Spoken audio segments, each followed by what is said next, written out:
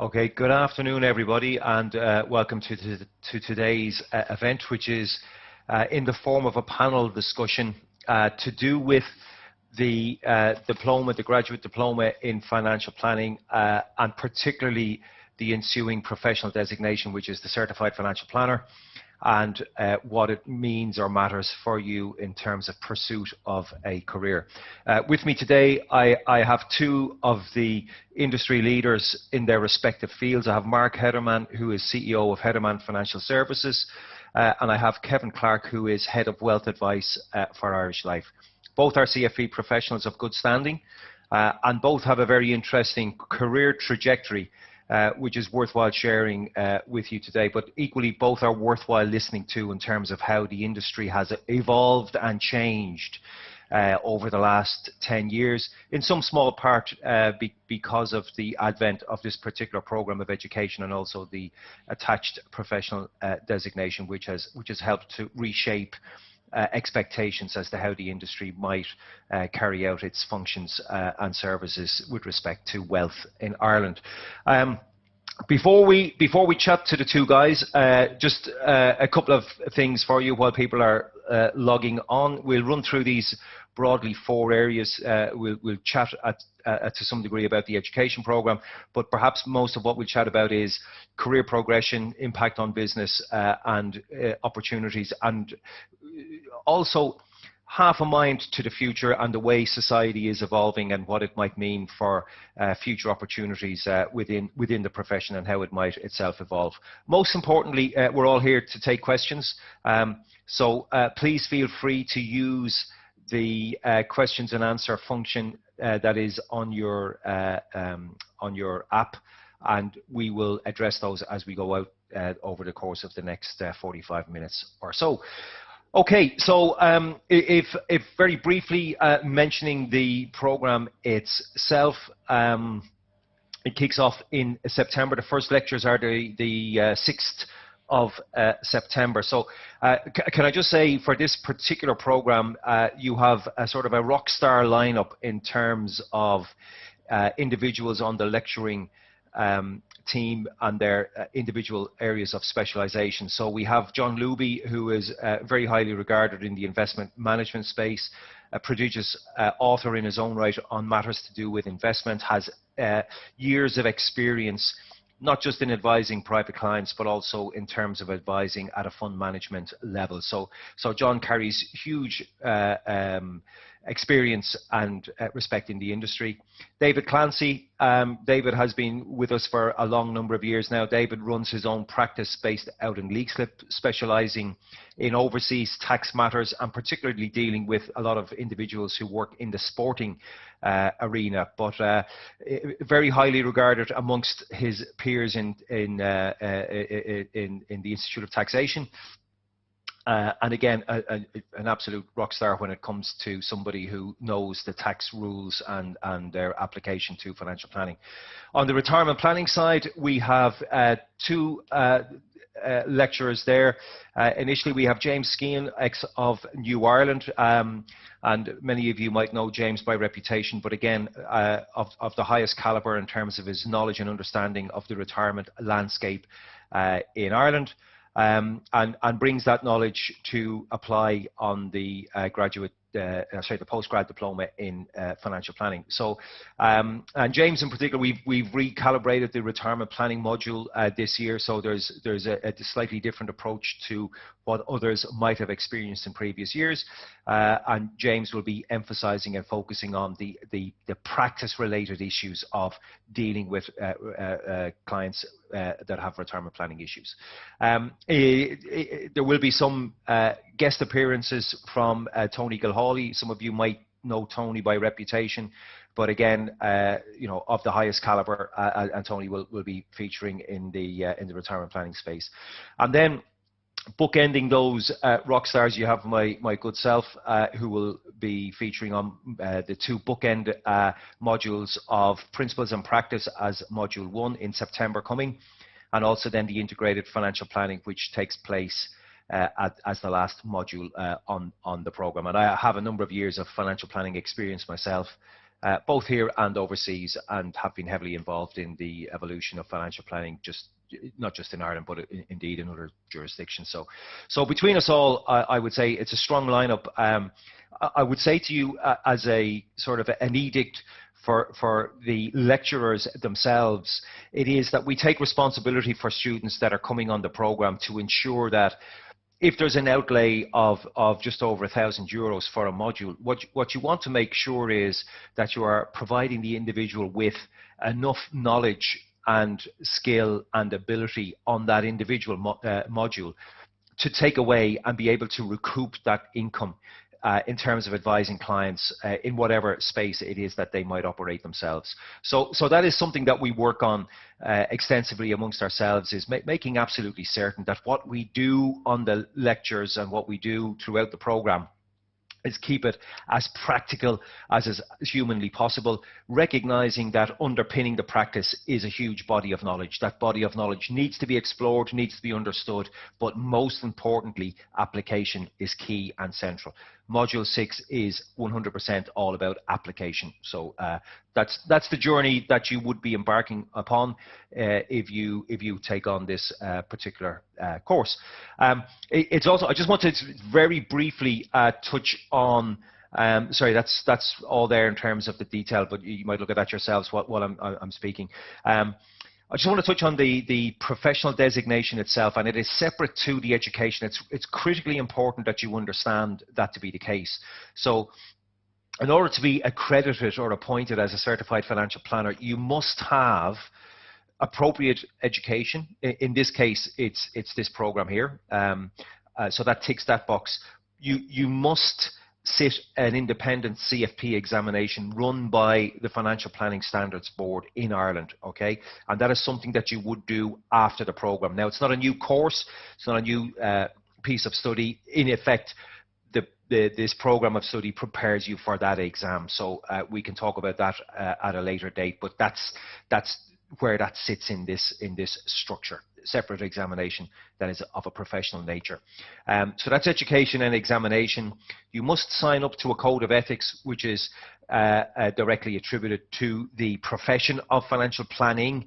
And then lastly, you must have appropriate and relevant experience. Now, if you want some information as to what that actually means, it is on the Financial Planning Standards Board website, www.fpsb.ie.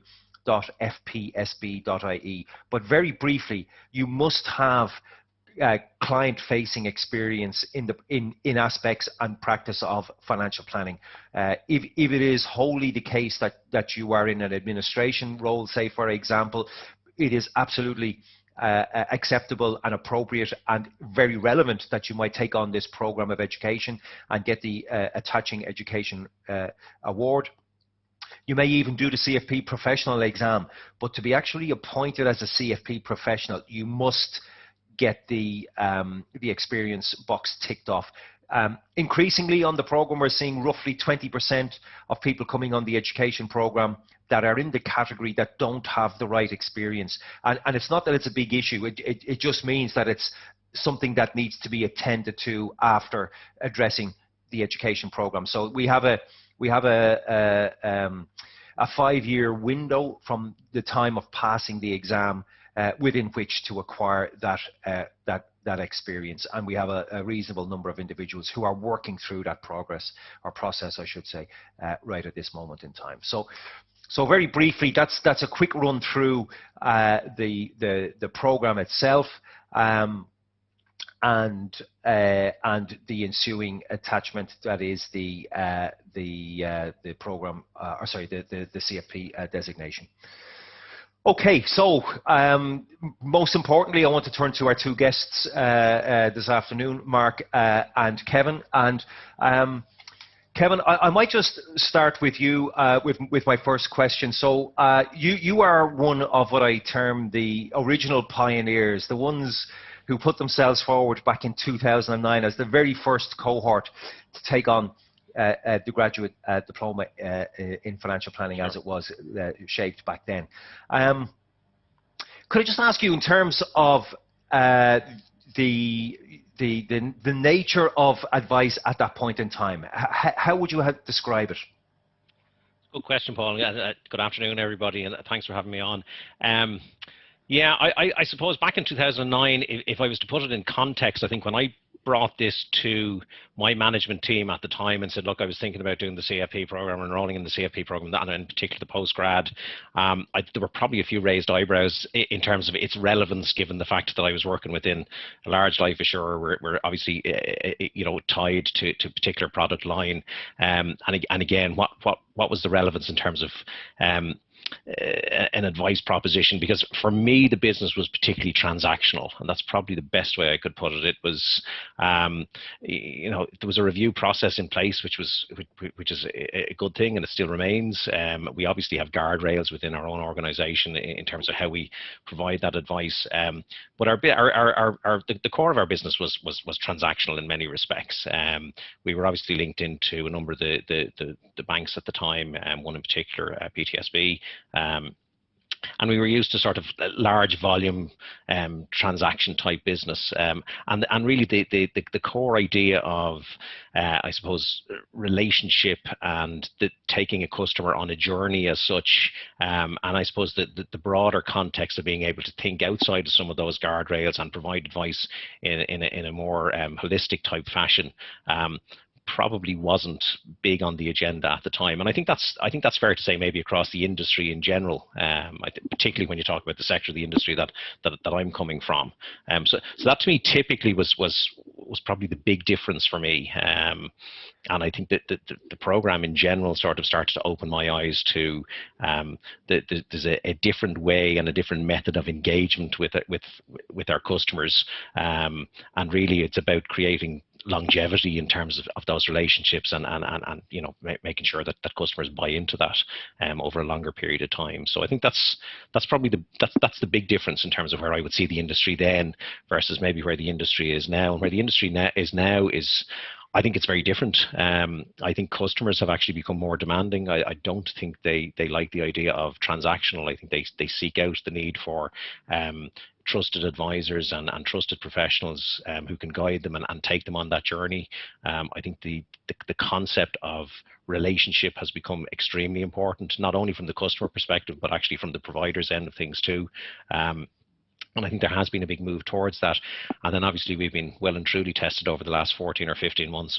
Myself and Mark were just chatting there before we came on the call as to, how that's going to play out over the coming months and the coming years, given the digital nature of what we do now, given the fact that, maybe we're not always meeting face to face. So there's still transition taking place. But ultimately that's, I suppose, typically speaking, that's where I would see it as coming from and where we are now. Very good. Thanks very much for that, Kevin and Mark. I might bring you in at this point here. I mean, Kevin has mentioned, the issue of finding a trusted advisor and relationship management being key. Could I ask you maybe to also reflect on your own? I know you were later coming through the program. I think if I'm correct, it was about 2016, 2017 might have been the time frame that you came out with the big stamp on your head to say you're now a CFP. But I'd be very keen in the context of that trusted advisor concept or relationship management at its highest. The type of business that you would have come out to, and how have things evolved for you in the intervening time frame? I think that's a huge point, Paul, and I'd actually, from a personal standpoint, the biggest piece for me was the understanding that there is more to that relationship than just as Kevin touched on, the transaction of a product. And I kind of felt that when you get to that point, certainly for me, I would have had a certain degree, and I know a lot of other advisors have spoken to over time, they have a certain degree of imposter syndrome with this. And it's nearly like, I feel very fortunate to be in a business where you can be remunerated very well and enjoy a very nice lifestyle, but ultimately feel like you may at time be kind of passing the parcel around to a degree, if that makes sense. And what really struck me in respect of going through the course, and obviously then the actual application of it, was, okay, now we're really getting down to the meat of adding value here to end clients. And that was something that was, in fairness, we'd seen that in our own practice with Morris, our founder, who had obviously undertaken, was one of the initial tranches through on the CFP course. But the difficulty for him was running the practice at that time was being front facing plus running it. The actual application piece was very difficult. So the fortunate element for me, having joined later in 2011 and then having gone through the course in, as you said, 2016 and 2017, was initially having completed it. From a funny standpoint, I actually wasn't in a very good space. And the reason being is I kind of felt, well, I always used the logic that it was like the CFP course it was like being trained how to drive a Ferrari and the very next day being put back into a Fiat 500. And as part of that, we kind of sat down even internally here and spoke about it and said, listen, you know, at that point I was 30. I think we just had our first son. And I said, listen, I can't really envisage myself doing this for another 30 years unless we make drastic changes to the practice relevant to the skill set that we'd undertaken from the course. So it's had an enormous impact in that sense. From a personal standpoint, I have to say my personal well-being and happiness relative to the day-to-day job has grown by a factor of 10 post the completion of the course and actual application and merits of what we learned. I mean, to actually get out there and do it and essentially get in behind the wheel of the Ferrari and drive it. Very good. Thanks for that useful analogy, Mark. Very, very good. Kevin, I might swing back to you and have a chat about your Mini and the experience of your switch across into the Ferrari. But on a serious note, like Irish Life, and from my conversations with you in terms of, you know, where it's at now and what it's looking to achieve, to the extent that it's possible to comment. Yeah. Could you share with us, like, how are things evolving or changing within an organisation such as Irish Life, which, in fairness, like is one of the big behemoths of the financial services industry here in Ireland? And you'll be interested to know we have now 60 CFP professionals within the Irish Life organisation itself. So it has embraced the programme very much so. Yeah, and I mean, I think it's very relevant. I mean, I think when I did it, there was probably 3, maybe 4 of us went through in that year. And I suppose 10, 11 years later now, as you said, there's 60 and still a big demand within our own organisation to have it. So it's become sort of the benchmark effectively for career development and career progression within our own organisation. And that's sort of at a personal level. Whether or not we ever get to the stage of driving Ferraris like Mark, I'm not really sure, but I'm happy with the Mini that's outside the door. But I mean, that said, I think the one thing it has done in a huge extent within the organisation is it's allowed us challenge our own behaviours, both as individual advisors and from an organisational perspective, in terms of how we, I suppose, how we interact with our customers. You know, we've always been client-centric, but I would actually say we've really got to the stage where we understand this idea of putting the customer right at the heart of the decision-making process. And that's really been borne out by a lot of the work that's going on within Irish Life at the moment. We've obviously lots of different teams within lots of different organisations. And the various rules and as I said, the guardrails exist within those arrangements or those groups.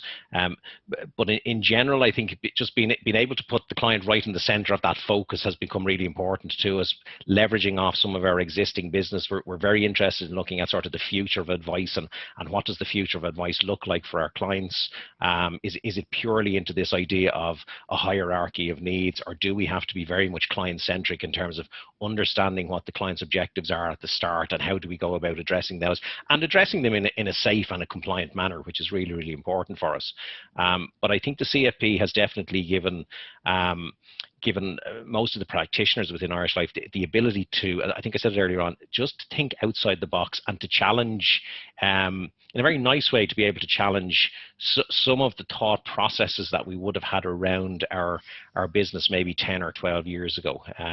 It's certainly, as I said, from a personal perspective, it's certainly a career progressor for the majority of people within our organisation. If you want to get into, I mean, typically what's called the wealth space, but I mean, I think in our world, I suppose it's safer to call it, I suppose, the mass affluent space. I mean, I do believe there's probably another layer that sits above where we operate. But you know, I think that's by and large, that's sort of where Irish Life have taken the CFP program and sort of started to integrate it into its processes. And then I suppose it also allows us to have a say in what happens. I mean, quite often you'll find within the large organisations, the say doesn't really lie with the advisor, with the end user, so to speak. It's it's compliance departments or it's regulation or whoever it is. But it has meant that we've become sort of the go-to people to say, what do we think? Our opinions have been validated in that respect. So that's been that to me has been a real game changer. And I think it gets back to what Mark sort of said there earlier on, this idea of self-worth and feeling actually, do you know what I'm saying is of relevance. It's of relevance within our own organization, and as a consequence, then it's of relevance to your customer. Okay, I could just before I move back to Mark. Yeah.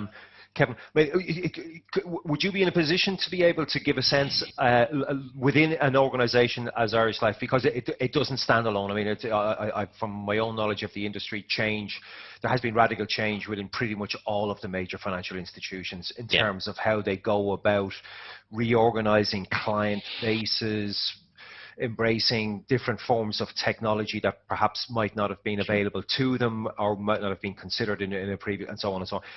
So there has certainly in the 10 years that I've been around, I would see quite a radical change in terms of the recalibration, for want of a better description, of the business units around the different types of clients, and that's there is a need, or there has been a need to upskill existing people or recruit in people who have a specialist skill set to be able to work with that, as you describe it, that higher net worth type of client. Is that a fair assessment, Kevin, or is there something that you might change? No, I think that's a very fair assessment. I mean, I think quite often actually, some of the people who work in the advice world within, say, the mass affluent or the wealth space aren't necessarily, they may not have been the busiest of individuals all the time within their organization. What they've had is sort of that skill set of the relationship build. It spent more time sort of developing that relationship over a period of time. So I mean, that's certainly been key to us, and the ability to recognize actually that skill set in its own right. It's not just about the number that gets produced. I mean, at the end of the day, it is a commercial venture like all other businesses, and there's, we have to be very cognizant of that. But the type of individual then becomes important. The individual that can develop relationships, that can play back to clients what their key objectives are, and how close they are to meeting those objectives or not, as the case may be. So that's been really important to us. In terms of the support that sits around our own organisation, in terms of how we've redeveloped that. I think when I started the CFP programme, Paul, we would have we had a small team effectively working through one of the bank networks. We called it a wealth management team. We still ran off the same old systems that we always used, which was pretty much sort of a needs analysis type system. And as I said, it was transactional or pure fulfilment, within the guardrails of advice. And then we sort of got into this idea of more the need for more bespoke type of advice, the need to be able to take what we'd learned and play that back to customers, and what supports would that look like. So the idea of paraplanners came in. So we've actually an extensive team now within Irish Life itself that are CFP qualified themselves, and they're the support mechanism that sit behind the advisors that front face and do the client interactions. And really, one doesn't work without the other. I mean, these guys are absolutely essential. They've an innate understanding of our business. Some of them will have additional qualifications. So I mean, we've tax advisors in there. We've there's lots of different skill sets in there that we can leverage off and utilize in terms of having those discussions. And I think that's been really, really key to us.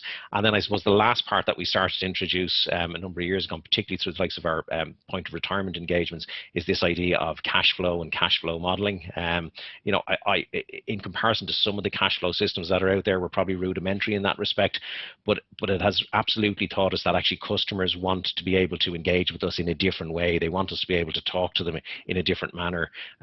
So we've effectively changed the way we deliver the advice proposition to customers in general, which has been a game changer for us in that respect, and is effectively the thing that we're continuing to build on.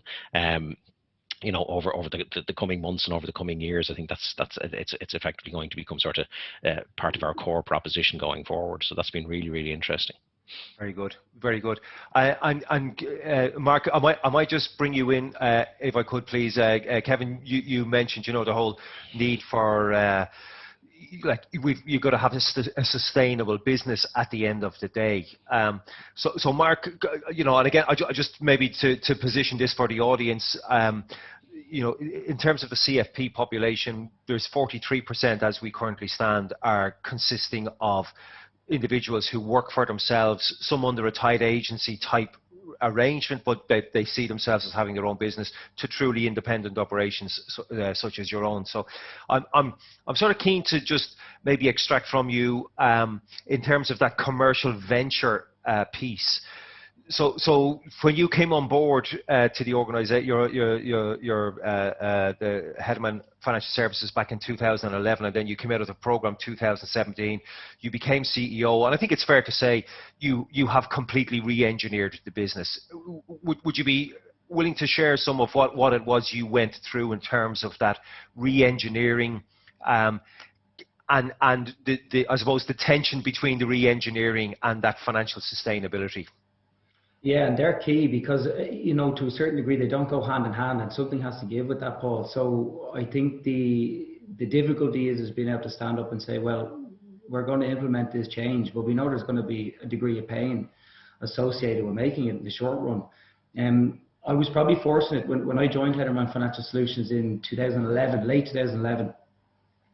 Morris & Sue had a very considerable history in Canada Life, and also then we were joined by Mickey McLaughlin, another point who again had a very long tenure in the Canada Life Insurance Company.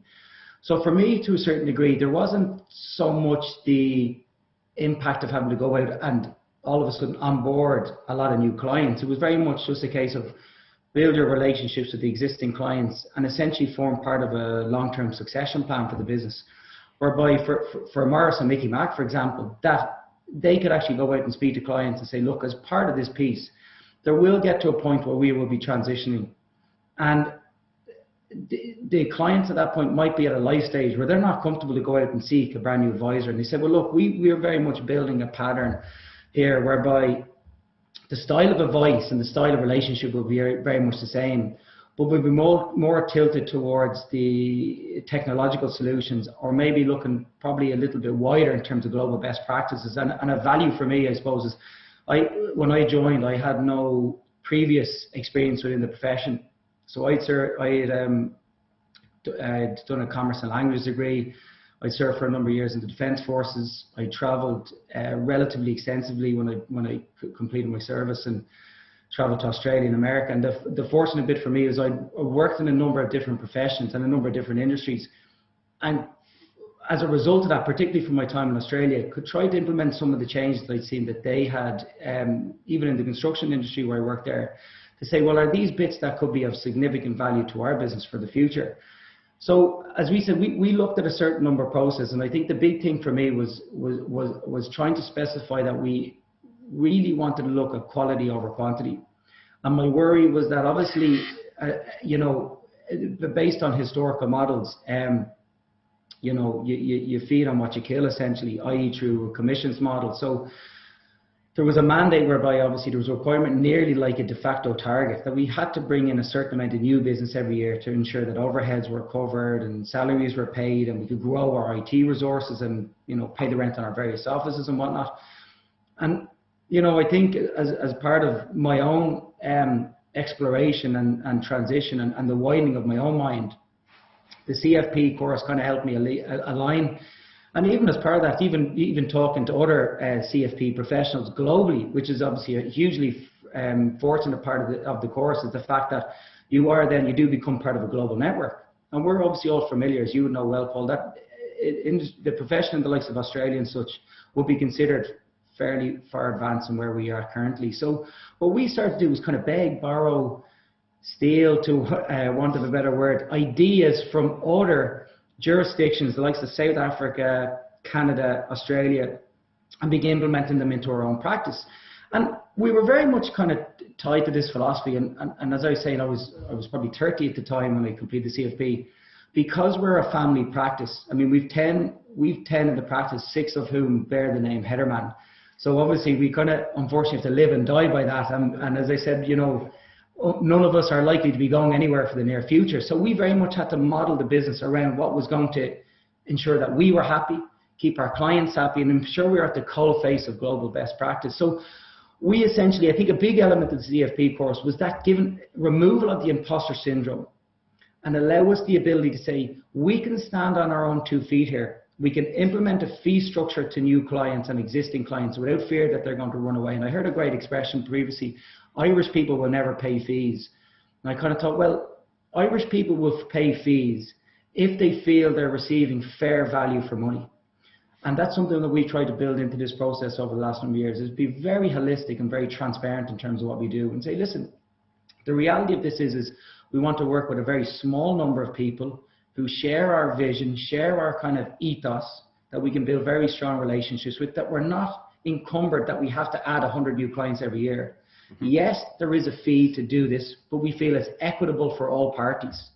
And that means that the client comes first, the advisory practice in Heatherman Financial Solutions comes second, and if there is a requirement for a provider, and I think the beauty to a certain degree with us, particularly as the CFP course, is that in certain cases there is no necessity to have an End Irish Life or an NU Ireland or a Connexum. That sometimes you're just building a financial model for somebody, whether it be a cash flow plan or an audit of something, and be able to say, by the way, there's no obligation here to do anything. You are okay to proceed as you are. And I think that puts all the control and power back into the client's hands. So I think the big thing for us really over the last number of years is modeling the practice to feel like there was a real partnership arrangement with our clients. And they actually felt that they had skin in the game in terms of long-term growth of the firm. We'd like to think as a result of that, I think everybody feels like they're in a better space. I know we get great satisfaction in terms of the work that we do. And for the most part, the feedback from clients has been fantastic. And to be fair, it was Maurice's vision, having completed the CFP course himself in 2009, 2010, to be able to see that vision and know that when he completed that 57, the journey might have been just slightly too long for him to be able to undertake that, but to be able to kind of picture where we were trying to move the practice. And because of his innate understanding of that, and because of him obviously being a CFP himself, he very much unbridled us to carry this. So we were very fortunate in that respect. Great stuff, Mark. Great stuff, and thanks for sharing. Can I just maybe just explore a little bit further, Mark? I've often said myself that really the course will take you so far. It almost gets you, in my view, to the starting line, if that makes some sense. It isn't the end line, and I think some people who go on the program maybe have a sense that I've got to the end and now it'll all open up for me, and life doesn't work that way. So I think it's fair to say doing the course gets you to a starting line. I would be hopeful that the benefits of it are that it gives you that. I couldn't agree with you anymore in terms of that whole imposter syndrome thing and giving people confidence. I think that is such an important part of what we try to do with this. But can I? You know, so here you are, you've come out of the program, you're age 30, and there's a re-engineering program. So where do you start? That's a very good question. I think yeah, I mean, in the shortest possible time. Yeah, totally. Yeah, it's a really good question. I think you hit the nail on the head. It's the completion of the course is not then good luck and God bless. It's very much, it's a transition on the journey. And for us, I think the biggest thing was being able to start that was be saying, well, rather than us try to run off and model something, let's talk to the global community. So let's see where other people have made mistakes.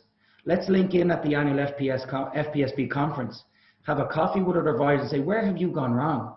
Let's talk to other members of the Society of Financial Planners of Ireland, where you have a core group of CFP professionals who are happy to come together and say, listen, we've all made mistakes previously, but if we can align our thoughts and align where we're trying to go with this, we will ultimately get a better outcome for our clients, which leads to a better outcome for us. So our first protocol really with a poll was to talk to as many people as we could. Most people, as you'll find, I think, and as you know well, we started picking the phone to advisors in Canada and America who we had relationships with, who were other fellow CFPs. They're only delighted to talk to you. We're not in competition with one another. To a certain amount, it's their ability to they get great confidence saying somebody from Ireland has picked up the phone wanting to know our ideas, i.e. our ideas are obviously quite good. So I think the best protocol is to start talking to other professionals out there. And yes, the beauty is you're right. There is a community, obviously there's the global community through FPSB. There's a domestic community as well through the SFPI where members can feel comfortable. So the first protocol is talking. I think the second thing is then being able to factor in and say, well, what shape do we want to put on our own business, our own practice, or in the likes of Kevin's role in terms of with our own company? Where do we want to go with this? Because this should look different for everybody, because there's going to be certain lifestyle choices that a financial professional is going to make as to whether they want to work a 40-hour week or a 60-hour week, or whether they want to manage and work with 100 clients or 1,000. So I think it's being able to sit down and model and say, well, what type of lifestyle do I want to have? Where do I feel I'm going to serve my clients in the best possible value? Knowing in particular, and the expression I always use is, it's really important to figure out and know what you don't know. Mm-hmm. And that's essential. And one of the areas of how we built this is we went out and formed very, very strong relationships and key partnerships with fellow tax professionals, legal professionals, and accountancy professionals. And we just simply said, look, as part of our clients' overall lives, we're just one of the Lego blocks as part of this. We sit in a professional community. We're not in conflict with one another. We actually work in harmony. And I think that's a core point, because what you'll tend to find then is, even from a referral standpoint and even as a standing, all of a sudden with your clients, when you're dealing with those other professionals, you're seen in an entirely different light. Yeah, very great point, Mark. Thanks very much for sharing. Kevin, can I maybe continue that line of thought with yourself? And obviously the institutional world is a very different world, sure. In terms of there being various masters and so on and so forth. But nonetheless, there has been a journey that has been undertaken. In terms of, I suppose, the network. And again, I'm not sure how well we've cracked it just yet. I think we've still got work to do on it, from the likes of the Society of Financial Planners in Fairness contribute in this space. But the capacity of the network to support each other, is that something that you would see in existence within an organisation such as Irish Life? Hugely so, and probably becoming even more important. As time goes on, Paul, it's been really important for us to, I suppose, look, if we understand that actually this now is the standard that we want to provide advice to, and Mark is absolutely correct. It's not sort of, you've arrived, it's the beginning effectively. So this is the journey we're on. The ability to be able to network with other professionals within the industry, the ability just to be able to pick up the phone to yourself, for example, and I know we have in the past, and just leverage off some of your knowledge to say, look, these are some of the considerations that we have within our own organization. These are some of the things we're thinking about doing. What's FPSB's view of the world? What would the CFP's view of the world be in that respect? And obviously, we've got to bear in mind, as I keep using this word, guardrails, but within the larger organisations, we do have guardrails. We've lots and lots of advisors, and they're really, really important. But I think it's allowed us to challenge our own practices, and then to speak to people from maybe a different world, as Mark said, maybe from a fee-based world, and say, well, actually, what way do you guys approach it, and would that work in our world? Would it not work? There are lots of things in our world actually that don't work, Paul, that wouldn't necessarily work in the purest sense of the word. I suppose even from my own perspective, it was interesting listening to Mark there, sort of, when he qualified, I probably had a watershed moment where I had to ask myself, am I, and I do think people will, come to that decision themselves, but am I an entrepreneur, or do I like the big organization type of structure? For me, I'm a big organization type of person. I much prefer the structure of knowing where I go every day. Probably somebody with the stick standing over me saying, this is what you need to be doing today. That word, there's too much golf played in the independent world. But I mean, the reality of it is just being able to meet with other people that we've networked with over the years has been just incredibly advantageous to us. And I think Mark touched on it as well. Just this idea of other professional bodies.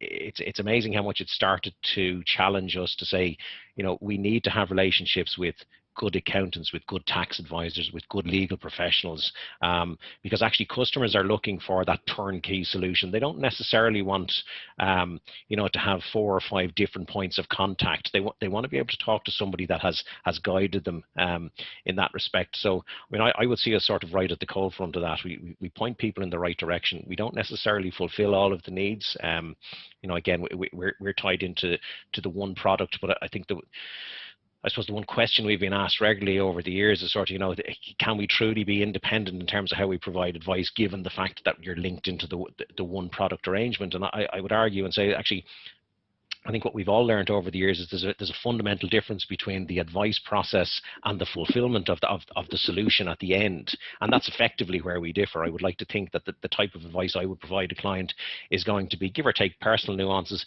it's going to be relatively similar to what Mark would actually talk about in terms of a solution. We are limited in terms of the solutions we can provide on the other end. But, you know, just the idea of being able to actually talk to other professionals who do provide it in a different manner has helped us sort of challenge our own practices and processes. So without a doubt, really important. And it's very interesting to hear, Kevin, like that, I suppose, affirmation that the process largely is the same. I won't say it's 100% the same, but largely is the same. But certainly, you know, the different types of expertise historically has always been somewhat limited, I've found, on the institutional side in terms of willingness to consider tax as an essential ingredient. But from what you're saying, Irish Life has been progressive in terms of bringing those types of skill sets into the organization. Kevin? I think, hello, Kevin? I think Kevin's line might be. You just broke up there a little bit, there. Oh, it was me, was it? Sorry. Can you hear me? It might have been me. Sorry. So I was just saying, like, Kevin, it's interesting from what you're saying, like in terms of a consistency of process. And some of the differentiators in the past would have been, for example, to do with the willingness to embrace and use expertise from other professions that institutions historically may not have been prepared to go into that space. But from what you're saying, Irish Life have embraced that to a greater degree now and are bringing that expertise in to fill out, I suppose, the proposition. Yeah, well, I think, you know, we've a long way to go on that journey, but I think what it has done is it's highlighted the need to start maybe looking at that world, to start looking at what our customers are telling us they need and what our customers are telling us they require. You know, and I think if we're to provide sort of the type of offerings that we have to provide to our customers, well, then it's really important that we understand they may have been our limitations, and how far we can take those limitations, I don't know, is the honest answer. But it has certainly challenged us in that space. And I mean, for me, we don't grow without challenge.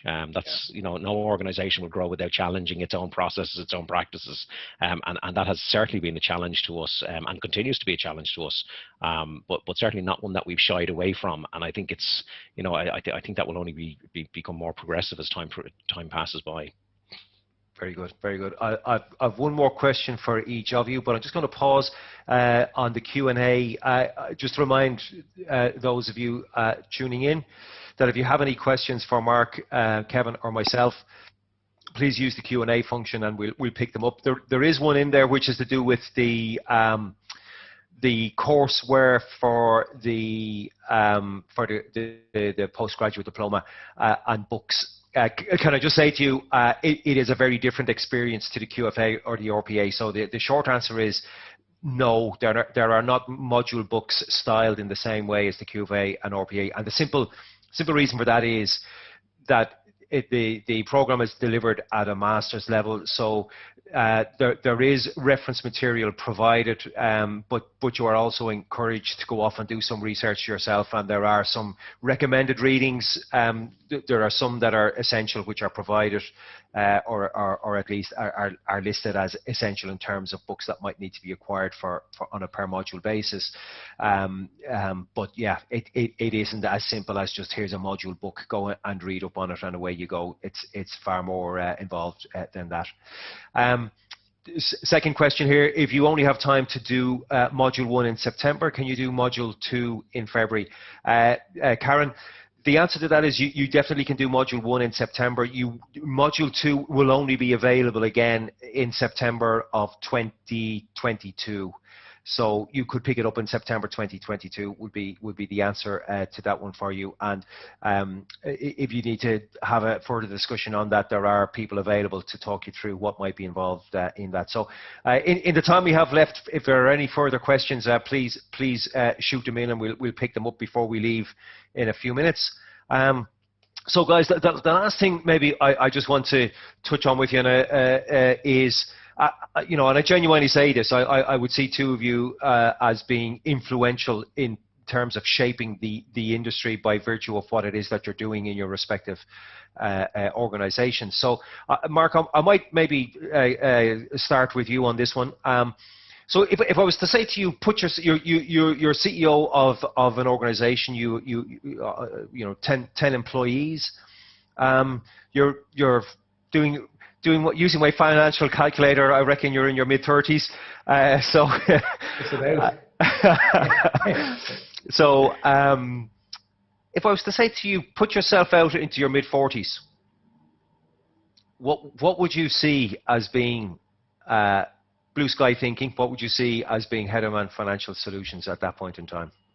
Well, it's funny. It's something that's only come up recently in some of our conversations, Paul, because we've just gone through a fairly heavy-duty succession plan as part of the business, where we actually just completed a management buyout in the last month with Morris, and I think that was probably the second or third stage on this journey. And one of the areas that we were looking at discussing as that was completing was, well, what does this look like over the next 5 or 10 years? And how can we model that to, as we were talking before we came in the call, how can we stay relevant to the next generation of clients?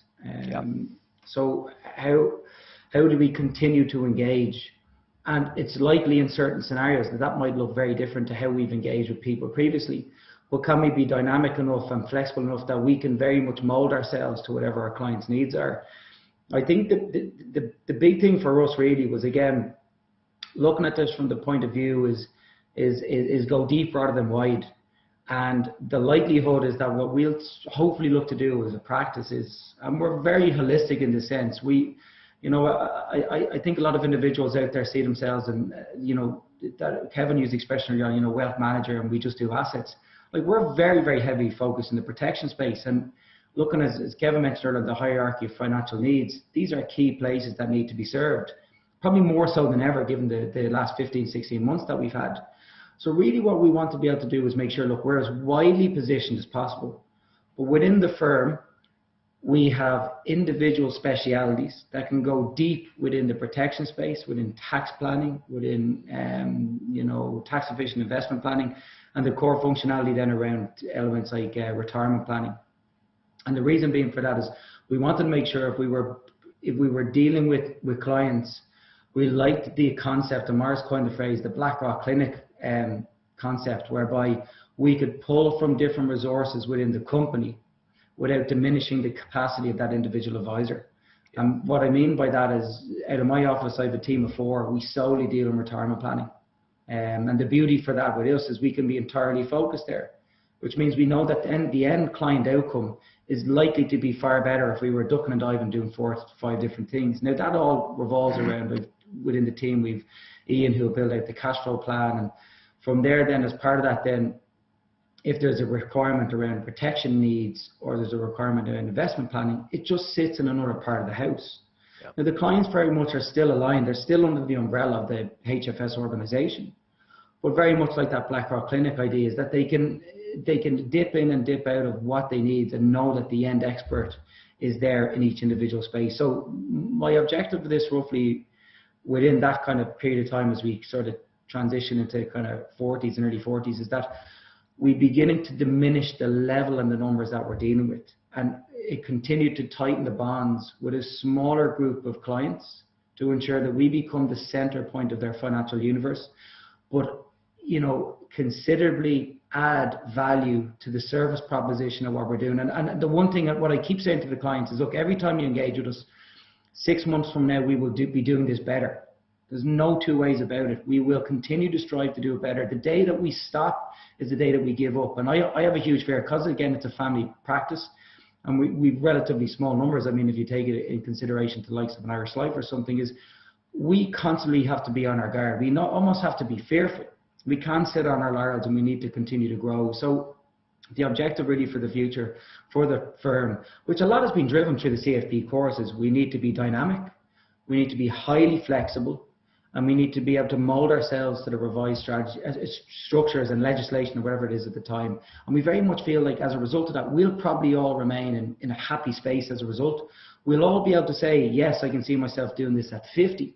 Or as I said, with the likes of Morris, even in his capacity now at 66, his role as stepping back as CEO now, and will just tweak.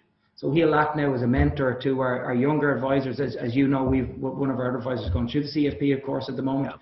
He will act in a mentorship capacity. And that's the hope, is that we just have a cycle that's servicing both us and then the clients. Very good, very good. Thanks for sharing that, Mark.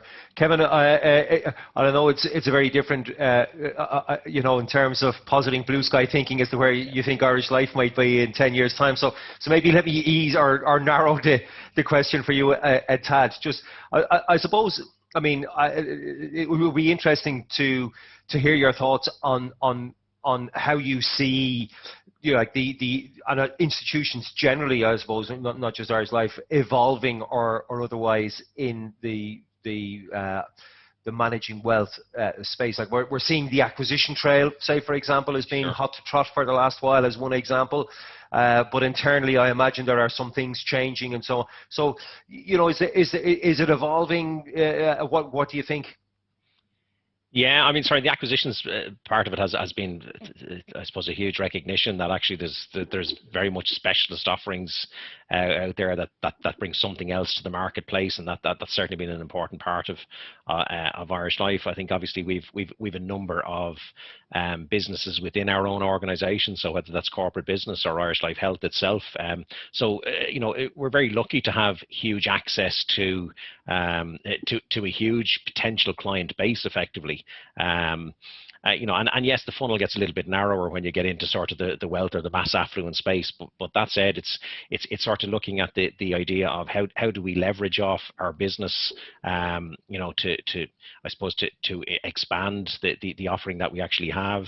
There's going to be, you know, there's huge work being done around sort of digital engagement and the idea of digital engagement, and that certainly tested us to the fore in the last 14 or 15 months. I think, as I said to you before we got on, you know, the idea for me, and I was old school in that respect. I'm a little bit older than Mark, so the next 10 years blue sky for me, Paul, is probably engaging Mark's services for retirement. But I mean, you know, certainly, I mean, I would have said to a lot of the people I work with, you know, that people just don't buy, you know, €100,000 Mercedes online. So the idea of digital engagement, forget about it. And I have absolutely had to turn tail on that in the last 14 months and say, no, sorry, you know, my own view of that world was absolutely wrong. This is the type of engagement that people want. So I mean, we're going to be very much challenged to meet that type of demand. What it does is it breaks down any of the geographical constraints that we would have had. You know, we're very lucky again within Irish Life that we've a large body of advisors, either in a self-employed or an employed capacity. You know, and being able to give them access to a wider marketplace is phenomenal for ourselves. So I mean, I think that's certainly going to be part and parcel of proposition and looking at what we do going forward, and then how we deliver advice is certainly, I think, going to fundamentally change. I think not within, you know, Irish Life, within the industry in general, because I think people are becoming more demanding. They certainly want, I think Mark alluded to it, you know, there is an idea of value for money, and people are prepared to pay for it. You know, whether fee-based comes into that sort of thing or not, highly questionable, I think, within the institutional end of the world. But at the same time, you know, even if there isn't a fee being paid for it, people want to feel it's family and it's money, Paul. It's very important to them. Absolutely, so we have to be able to mind that for people, and you know, to be very careful about how we deal with our clients if we want to keep them on board. And I think that's key. If not, if we don't keep them on board, we lose them to people like Mark. That's the reality of it. So long as we keep it in the CFP family, that doesn't matter. Exactly. Oh, okay. We have one more question. I'll put it to each of you, if you want, if you wouldn't mind commenting on it, which is what cash flow software do you recommend? Well, I think that it's funny. I just did a webinar in respect to this in the last couple of days. My firm belief is that they're all very good, whether it be Voyant or Cash Calc, whatever is on offer. I think the key thing around cash flow is really, we don't use either of those systems. We actually use a system through Wealth Explorer, through one of the discretionary fund managers that we use, Portfolio Metrics. And I think the whole idea and concept around cash flow, just really be getting comfortable with the value and where it serves in respect to the client journey. We originally onboarded Voyant a number of years ago, and we struggled considerably to get our head around it. And we actually kind of found with it, you know, being slightly too complex. And we felt, look, and Kevin alluded to, and I've seen the point of retirement tool that Irish Life use. And I think he did himself a disservice saying, well, it's, you know, it might not be as good. I think keeping this as basic as possible, because fundamentally us as financial planners will look at this and want the best possible. But we have to remember our end user is the client. The end client has a very limited ability, to a certain extent, might be financially illiterate. So I think whatever you can use that's as clean as possible, can outline a number of base scenarios for clients around where they're at currently and what a good scenario looks like versus a bad scenario. That's the key with that, Karen. I wouldn't stress over what's the best or worst. I think they all serve a good purpose. I'd get what's best value for you and what you feel you can implement in a clean fashion, and not spend 6 months locked in a room trying to figure out how to work it. I have to say that is absolutely the best advice, Karen. I couldn't agree with you more, Mark. Super.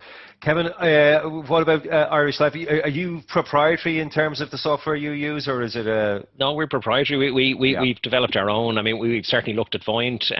We've licensed Voyant in the past, just in terms of sort of our own internal use, and it has a place, I think, in terms of for the occasional individual who wants to get particularly granular about their finances, or where there are particularly special circumstances maybe in the background that we need to be, where it needs to be incredibly thorough, and to allow flexibility there. We certainly looked at that sort of stuff. I've looked at Cash Calc, eValue, a number of them, and I absolutely agree with Mark. I mean, there's an irony in the fact, actually, almost, that we describe ourselves as the plain English company, and then you could fall into the trap of saying, now let's complicate the living daylights out of this by putting a cash flow system in front of people that, quite frankly, they don't know how to use or understand. And that's both from the advisor and the client perspective.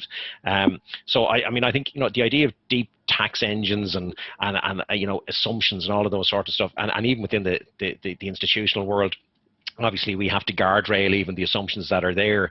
So we have developed our own software, and I think that the one thing I think I would emphasize to anybody in relation to this is what it has shown to us is actually the need for the client to understand things almost in pictorial form. And that might sound very schoolish or bookish, but clients don't really want to get into, my experience anyway would be, the majority of them don't want to get into the pound, shilling and pence.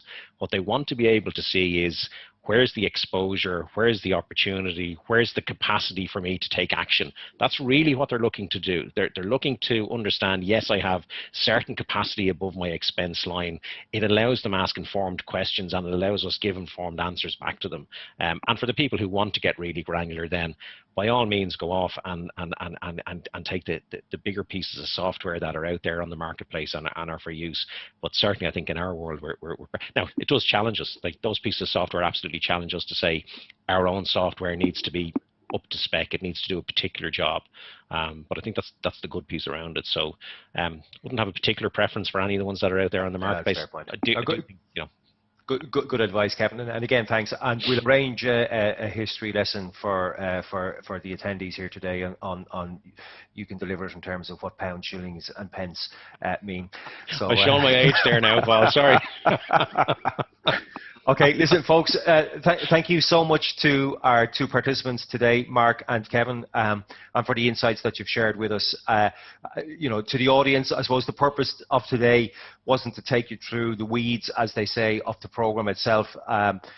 What I would say to you is, with every module, I can guarantee you will come away with information, knowledge, skills, practices that you will be able to apply no matter what part of the business you're involved in, and you know, the words that the guys spoke of earlier in terms of increased job satisfaction, increased confidence in the space of financial planning and so on, I couldn't agree more strongly in terms of key attributes of coming out of the program with those. And clearly, perhaps, and very importantly, and we always stress this, is the value of the network of the colleagues you will be working with on the program itself. We do try to encourage networking in that space, but also hopefully as you become a CFP professional, on into the profession and networking in that space as well. So again, big round of applause to the two guys. Thanks very much, really appreciate it. Thank you all for attending today.